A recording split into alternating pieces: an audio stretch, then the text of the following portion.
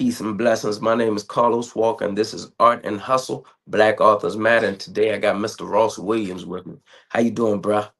Man, magnificent. Couldn't be better. I'm honored to be here with you. Uh, yeah, we're starting off a great weekend, and a Look, great episode. look, What it's about an honor yourself? to be.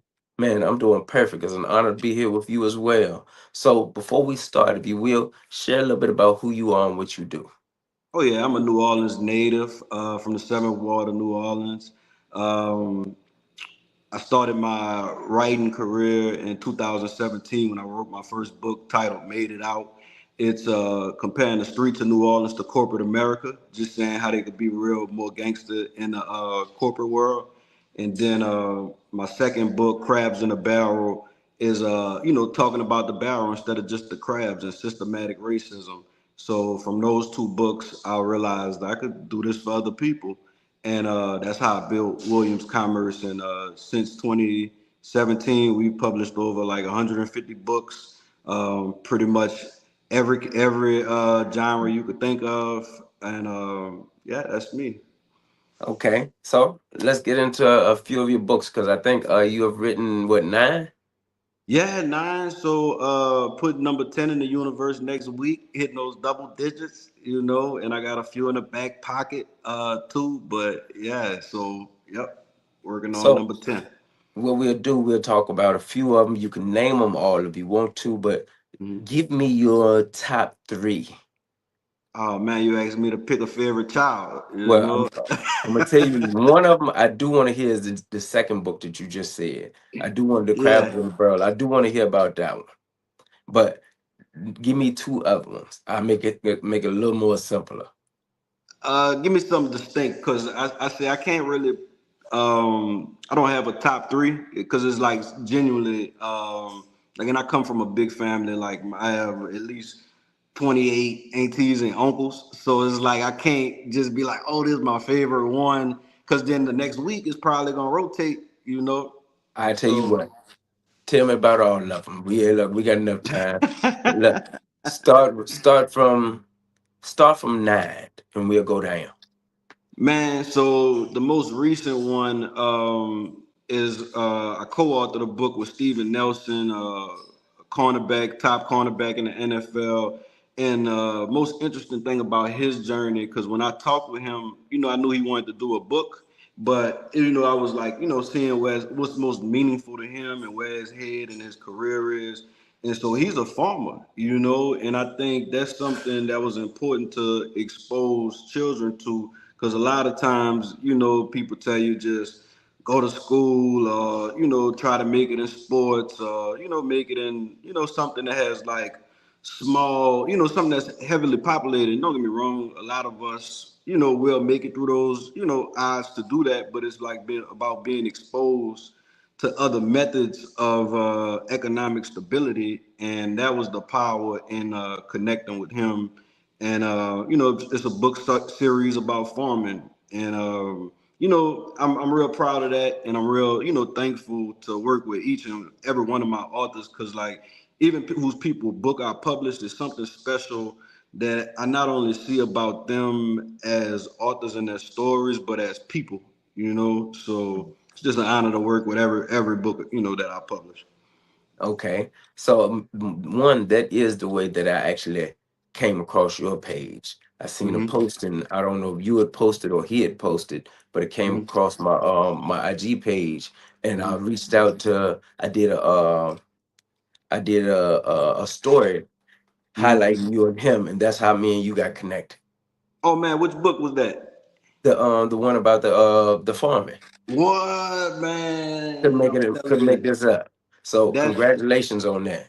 thank you, man. And it's so ironic, because like I think by me doing interviews and sharing my energy and passion with books was what helped jumpstart my career as an author. But when I switched to publishing, I kind of took a back seat to doing interviews and focusing on myself to help build the success of other authors. So this is kind of like different from my day to day, and this is like the first interview I have back on the interview circuit, except for like written articles. So like it's an honor that, and it's meaningful that that's the book. My most recent book is the one where you discover me at, because this just meant to happen.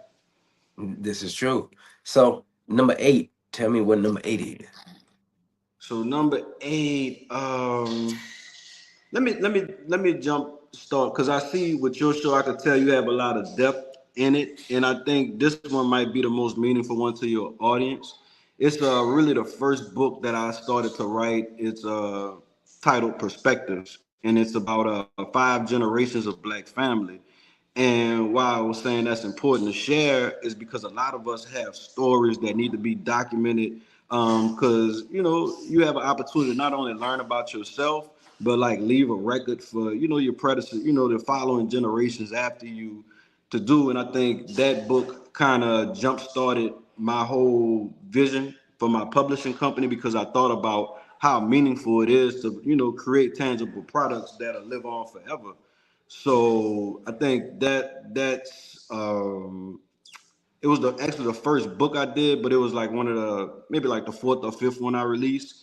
But that Okay. was one that I just felt was like so meaningful to to share with you. One, I do want to thank you because this is about depth. It's about showing our creativity as human beings, but as Black people. Mm-hmm. And I can see a lot of your literature, yours per se, is geared Mm-hmm. towards that. Yes, sir.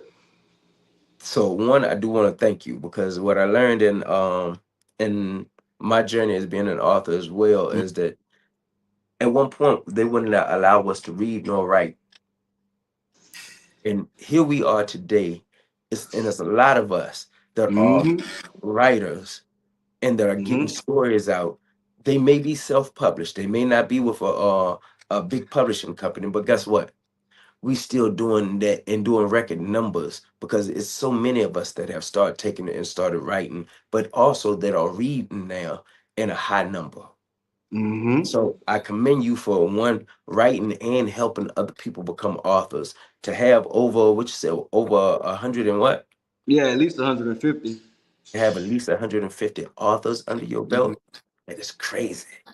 Man, it's crazy. Like, I think the importance of like the black-owned publishing company too is because like for over 100 years, like we weren't even allowed to publish books at a lot of these traditional publishing companies. And then now it's like they have a few books that they amplify, but think about all the voices in our culture and community Hmm. that has been suppressed since the beginning of literature in this country. So now it's like it's not just about working with your most famous people. It's about working with people who never would have thought they became authors, or people that have Hmm. something meaningful to share with that. And that's why we work with a sense of urgency, because it's like people need these books, the author and the the people that's reading and consuming them. And for so long, I think by not having that voice, or even wave of voices that could connect with people where we come from, I think it's really sparking a new wave of literature.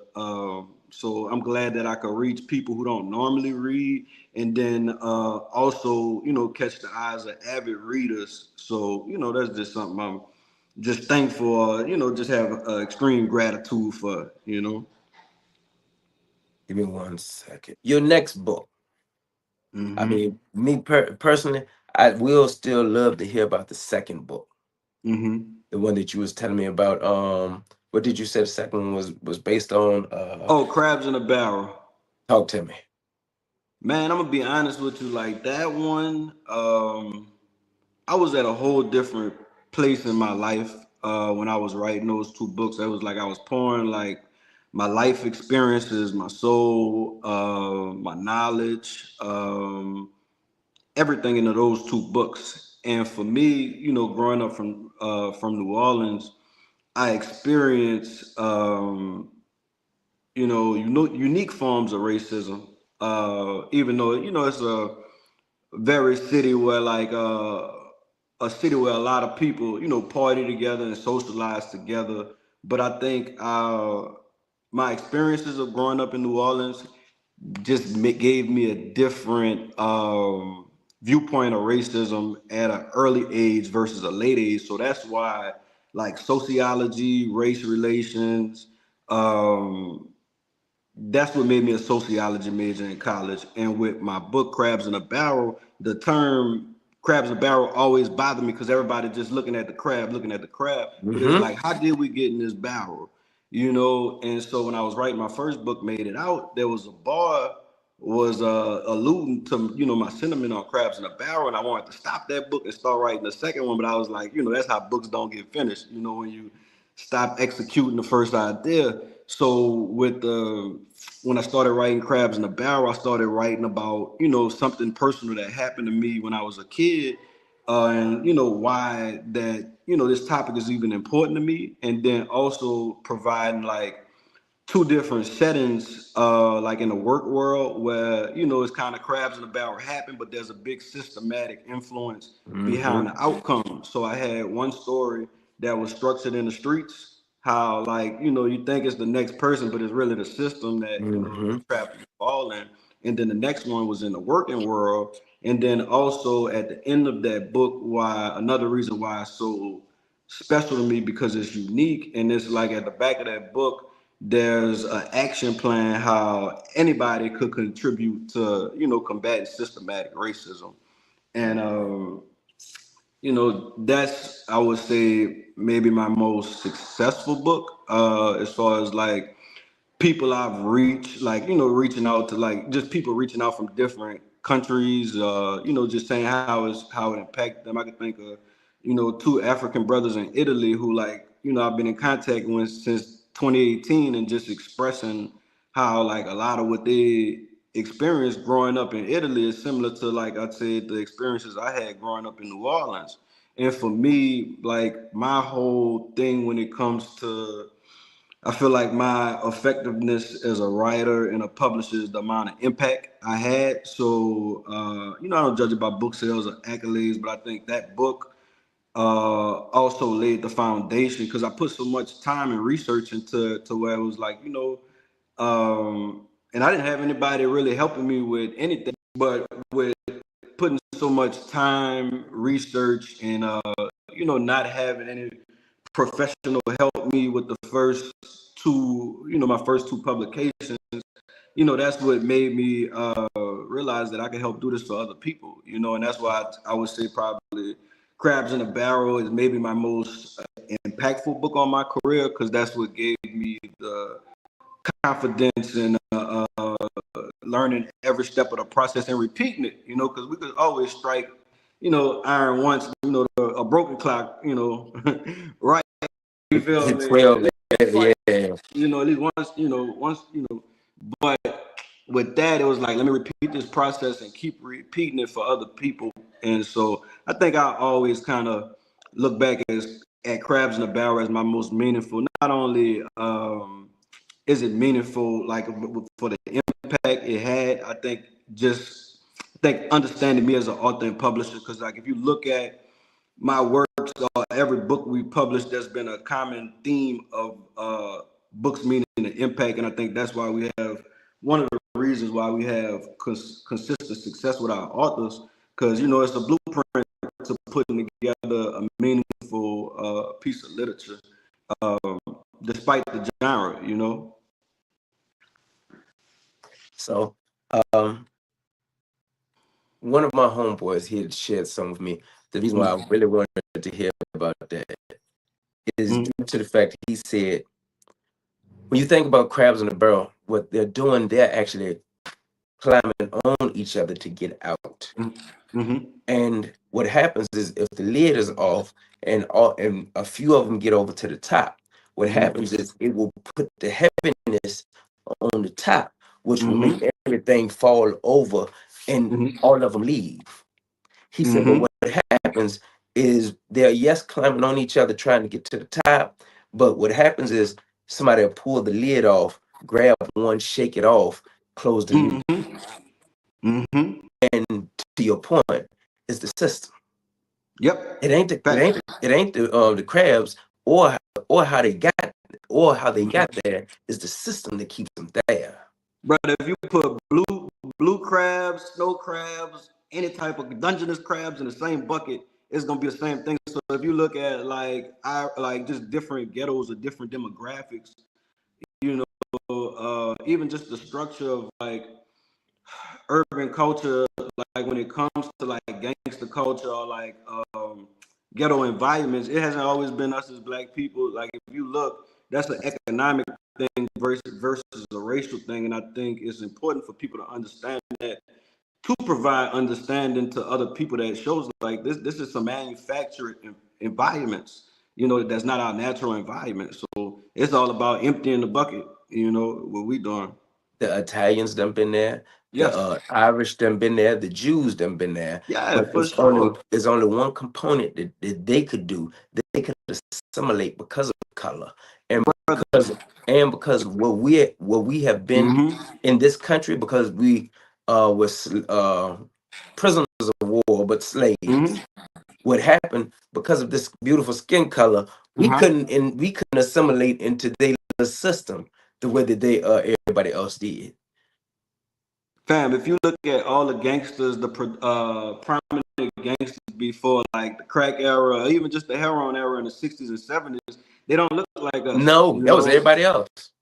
So like everything else is manufactured, when it comes to our culture. So that's not our, and that's the whole point of showing people that history that, that don't know. Because at one time, me and you didn't know, So that's Come the on, man. fun thing about giving people entertaining stories, where to be like, oh, okay, I'm entertained, but I'm about to learn. And it's like the candy and the medicine approach, and that's, how I look at Crabs in a Barrel. It's like, you about to get entertained and laugh, and like, people don't know. I think people that know me before I evolved into an author and a man of business, like I play all day, brother. Like I laugh, have fun. I'm serious when it comes down to like this and stuff, but like I'm unserious when it comes to like playing around. But at the same time, it's like I know how to get those people that that's not deep in the literature, to get them involved so they can learn about where we come from, and we have scholarly backgrounds, Come on, man. extreme. I mean, everybody know about our creativity and entertaining parts, but we have so many intellectual heroes that a lot of us don't know about. And even like with a book, Our Inventors, that I wrote with Kayvon Webster, former Super Bowl champion, it's like covering people who of our culture who needs to be celebrated, and like a lot of those inventors, even when I was going through learning some of the ones, like, man, I never heard of these people. It's like even people that created the elevator, people that's Patricia Bath, who helped restore people's sight, Robert McKinley. Like, it's just so many different um, historical people of our culture that have no athletic ability or no singing ability, and that's the fun thing. Like, even I would say probably my most covered book that was in Sports Illustrated, just different media outlets and newspapers, was a book called Stories and Lessons from Regis Prograde. And like, this is, a two-time world champion, vicious knockout artist, but you would never know his superpower comes from reading, Come on. from learning about other boxers like Joe Louis, Sugar Ray, even more than just Ali, like Duran, like people where he learned what worked for them, what didn't work for them. And he did that as an amateur boxer. And I think, that goes to show that a lot of our power in black cultures in intellect, in innovation, in creativity, and, athleticism is a byproduct of, different things we could discuss, but we just have so much more as a culture. And I think part of my professional responsibility is to share that with our culture, and share that with the world, share that with people across the world, and have discernment about working with authors that I'm a publisher for people that's trying to impact people. Like, some people it's I never would judge what people motives are, but the authors I work with is not people that just want to get on the news, just make money from the book, just want to get their following up. It's from people that want to use literature to impact people. And then all that's going to come as a byproduct. of creating books like that, you know. So even people that watching this that I never talked to about publishing a book, like if it's something I could share with you and you want to do a book, you know, do it with a purpose and a meaning that's based on impact. You know, and when I talk about impact, I'm not talking about impacting just you and your family. You know, I'm talking about impacting anybody that pick this book up and read it. You know, so you know that's if there's anything I could share, you know, with anybody watching this, is that, you know, because I mean, obviously anybody watching you has is on a quest for knowledge or a quest for doing something to impact, you know, their lives. You feel me? So, you know, even if you're not doing a book, just focus on impact. You know, impacting Mhm. other people. It could just be telling, you know, a kid, you know, something positive about their day, or holding the door open for somebody, or you know, just a smile. You feel me? So, So I'm gonna do one more book. You can pick hmm it. You can pick which one you want or what's on your mind. But the book that has the most impact outside of that, the fourth one, and I mean the second one, because you uh-huh. did said that has touched a lot more people. hmm What would be that book that you intentionally, and I know all of them was intentional, but you intentionally meant to impact in a different way? Man, honestly made it out, brother. My first book, because that's really all about is like, you know, people would try to box us in, and not just society, but our own family. Like, people weren't encouraged. Like, I could count on one hand the amount of people that was encouraging me to write a book or even just become an entrepreneur. And I think with me, my back was against the wall in life, and I really looked at it like, you know, God, like, what am I good at? Well, I don't want to say good at. What am I naturally gifted at? Like, what did you prepare me with to, you know, be a professional that could impact society? And I thought, like, man, write a book, because I had a podcast. Like my podcasting was what actually gave me my entrepreneurial start in 2016, 2015. That's when I, you know, quit corporate America. Like I've been an operations manager at a hospital before. I worked as a manager at several Fortune 500 companies when it comes to like marketing, management, and sales. And I was like, you know, what could I do with me and God, or me and who He put in my life to impact other people? And it was to write a book. And once I had the theme of comparing the streets of New Orleans to corporate America, that's when it just blossomed, and I had this vision that, you know, even just now is just a part of my vision. Back then is just to talk about my body of work, but it's just the point of encouraging people to go with your move in life. You know, nobody gonna go with your move for you, and God could put um, a goal or opportunity there, but it's gonna be on you to meet him halfway. And that's what made it out is about. It's encouraging people to make it out situations where they, you know, sometimes can't see their way out of. And that's what my first book did for me. And I think it's even just the sentiment of that book should inspire people, because like look what came after. You feel me? After I Mm. made it out, it was 150 more books. Look, you didn't stop That's a with bar, just ain't yours. it? You didn't just stop with yours. You started with yours, and then you constantly tweak some stuff with inside what you was learning, and hmm you made it a business. Uh, there's a few Yeah, verses in moving. the it is a few verses in the Bible that comes to my mind. One, your gift will make room for you and put you before great men. hmm Look at that. Look You at that. That happened right now. You know. look, you use your gift hmm to and that was only it was for you trying to figure out what to do, but what you did, you ended up making, yes, a lot of money probably off of them. That's the making room for you, but it put you in front of football stars, people who have never even written books, not even just them, an average person who didn't know that they wasn't an average person, who mm. did not know that they had a gift, and all they had to do was put it on paper. And you have published over 150 books now. hmm For Dang. me, that is mind blowing when you actually think about how God has used you hmm to do something for some people who would have never done it. Yep. But you were the vessel. hmm So one, I want to commend you for being the vessel. for allowing God to use you. One, with your own books, because the books that you have written, classics. People Thank you, need to bro. be able to understand from different perspectives other people's lives and how they got there. Mm-hmm. That's what that first book and that second book shows me, is that y'all judging a culture of people who was affected by a culture of people, and that's working to figure this thing out, Yeah. and everybody act as they can't see it. Yep.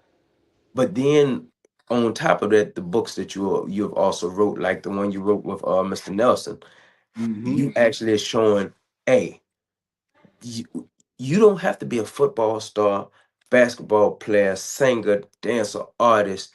You can use the ground and create. You can farm. Mm-hmm. And whatever your gift is, be the best at your gift. Mm-hmm. So Yep. I'm grateful to be, I'm honored to be one to be able to help share your voice in the things that you have done. Man, it's divine timing, brother. I sincerely appreciate every second. And this is gonna give me the energy to power through even more, because it's like the work in the dark really helped manifest this moment in the light, and I know this we got more sit downs to do, and more things to share. And I'm extremely proud of you for developing this platform, brother, because like this is what I miss doing. Like I told you, this is how I got my start, and it's definitely been a void in my life because it's like you got to think like imagine the amount of people. I looked at the people you were interviewing, bro. You have star after star, that you exchange energy with, stories with. So like, man, salute to you and keep doing it. Let's keep powering through, and inspiring other people. So before we leave, I want you to do Mm-hmm. something. Two Mm-hmm. things. Let them know where they can find you. Mm-hmm. Let them know where they can find your books. And Mm-hmm. last, I need a word of wisdom from you. All right. Something All that right. will empower somebody. Okay, WC Writing One on all platforms. I try to keep it even, uniform for everybody. So that's on Facebook, that's on Twitter, that's on Instagram. Then I have a private, not a private, but a personal Instagram and Twitter too. Is RW Commerce LLC. Just search Ross Williams. I should pop up, and that's on Amazon too. Search my name, and a book will pop up. Start from crabs in the barrel, made it out, and work your way all the way down to the most recent publication. And I'll break some news with you, but I have another book dropping next week by Cenas Edwards. He's a music director and at a high school, and also a pianist. Like a musician, like you know. I think it's powerful to see a brother on a piano because that's one of the most challenging, instruments to learn.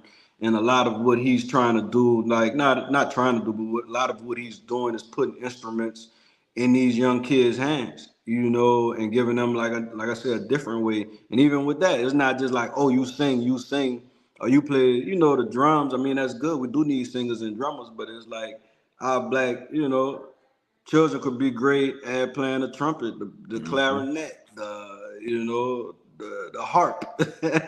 You feel me? Anything. So that's a book that's coming next week. And words of wisdom. I mean, I feel like if people was listening, they have plenty that we left.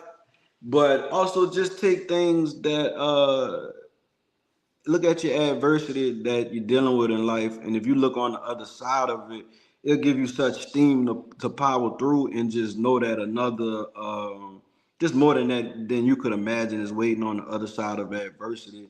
And take anything challenging and channel it into you, get something out your pain, because like I think I guess kind of why I got kind of choked up when I was thinking about like what I experienced as racism in New Orleans. It was like, I was 5, 6 years old at an LSU game, and one of the, I guess somebody else who had great tickets that was sitting next to me and my dad was like basically called security on us because he couldn't believe we had these seats. And like my dad, he's a landscaper, and I feel like a lot of people confuse like regular cutting grass versus a landscaper who makes flower the art of, Mm-hmm. outside in the garden and stuff. And I just saw, the way people talk to him, like who thought they could, just treat him a certain way, or even just the way people looked at me being a kid across the street from the projects when I go in these other different environments. Like I remember those vibes and incidents from childhood like they were yesterday, or even when I've been in the work world, there's been certain things where you just, I'm an urban man, bro. I can't turn my voice or my stilo off for nobody. And if you don't like it, you don't like it. But I know how society treat me when it comes to, at least, when it comes to my race, and how they treat, and my parents grew up, bro, during segregation. They went to, like, I think about all of the experiences in a collective. So even though that's something I could just be like, blame it on any obstacle, but that's not the mindset I have. I don't have a victim mindset. All of what I'm telling you, even my own shortcomings that I can't, point to nobody, where I fumbled opportunities, blessings, people, whatever, is all of that is channeled into evolving and getting something out of it. And I wouldn't be an author without my adversity, So you got to think about, what could your adversity lead you to accomplish? Ask yourself that question, and then be great and figure it out. How can you take your purpose, your pain, and make it purpose? You get it? Man, look, one, I appreciate you once again. We got many more conversations, many more things to do together.